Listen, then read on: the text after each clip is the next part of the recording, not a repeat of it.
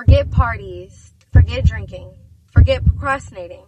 Forget laziness. I thought you said you wanted to be that person that proves everyone wrong. I thought you said that you didn't want to have a summer where you look back in your bank account and you only have $1 in it. I thought you said that you were going to be on it, that you were going to have a routine. What happened? Well, let's talk about it. You need to take accountability. You see, the only gap between your dream life and you is your excuses. You give yourself an inch and you just take that. I met this type of goal. Now you're back on Netflix. Now you're eating out. Now you're with friends who are living lifestyles that you don't want to live. What happened? You forgot to take accountability. You can't watch TV before you study. Why are we watching other people while our life slowly dies? Every day, somebody dies and they're regretted that they didn't accomplish their dreams. Do you want to be one of those? And unless you start taking accountability right now, that's going to happen.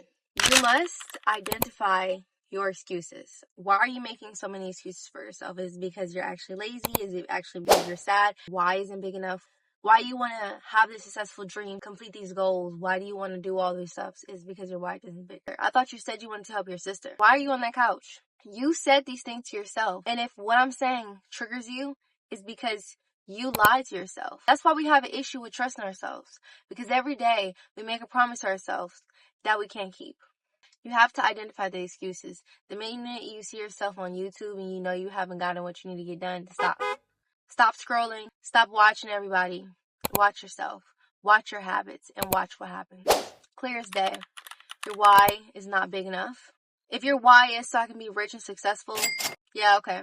Let's see how far that gets you. You want it bad. You want the hunger. You need to have a bigger why. Help your grandma out. Help your sister out. Get yourself out of the situation. Get yourself out of the toxicity. You wanted it bad, right? But then when God blesses you with the responsibility, you can't take it. Why is that? Because you're making excuses. And you're repeatedly making excuses. And then you get overwhelmed and mad when the goals don't pan out to how they should. If you are just starting your entrepreneurship, you should not. And I know that this may come off as like limited beliefs or whatever, but that's because I don't want as much pressure on myself in the beginning. You should not put on your list that you want to be in a mansion and have all these different cars the first year. Because that's not even being financially successful. Most people who are financially successful don't literally have have 2 cars. They have 2 cars and maybe 2 houses. And the other rest of their properties are properties they rent out to other people and things of that such. You have to make your goals big enough and more realistic. If the first year of my entrepreneurship career, I'm going to put, first of all, become financially stable, have consistent income. Break down your goals. It's less overwhelming. That is so true. Small goals lead to big goals. There's nothing you can do in life where you start big, where you start with a huge step. Nobody in this world started a business by starting a franchise. Started anything without an idea. Just make your goals small enough so that you can achieve them. Not only are you going to be psychologically tricking your brain into accomplishing your big goals, but because you're breaking them down, it's less overwhelming, which means you can get that goal done. Time management is so important. It's literally the key to your goal. Are you on TikTok too much? Are you on Instagram too much? Why are you scrolling more than focusing on your goals? Your goals clearly go back to number 3.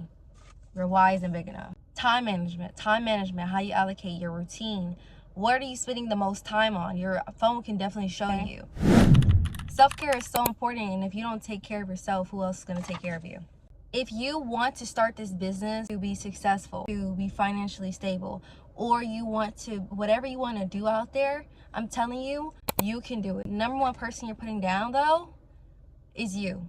Make sure you're talking to yourself positively, even when you don't make that call, even when you don't make that meeting, even when you don't close that deal, even when you don't get the right brand, or even if you don't get the right job.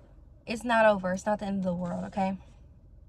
Still talk to yourself positive, because at the end of the day, you're the one that's going to be getting these things done. Make sure that you're focusing on what you're eating. Make sure that you're focusing on your body, drinking enough water, exercising. Those all things are key to being a functional, healthy adult. If you want to be accomplishing these goals, you have to have the energy and the strength to get them done. You're not going to be able to get them done just because you're not even going to have the strength or the energy to keep up. Set a reward system with yourself. I do this all the time when it comes to my goals. Once I accomplish my goals, I take myself out on a date, or I go to a coffee shop. I do whatever makes myself feel good. I romanticize my life. I purchase things that make me feel more in the zone from like my work. But this reward system helps me. Even when I was studying, I would put like goldfish on like the papers and stuff so that I can read faster. Set up a reward system so that you don't burn out, because the worst thing you want is we're going to review our progress and learn from our past excuses. It's so, like, people say history is not important, but history is super, super important. If you don't know about your past excuses, if you don't know about past mistakes that you made, if you are not learning from these experiences, how are you going to move forward? How are you going to move forward in life? How are you going to know to do better? You have to learn now. Slow and steady wins the race, okay? People who blow up overnight, are we still talking about those people? Absolutely not.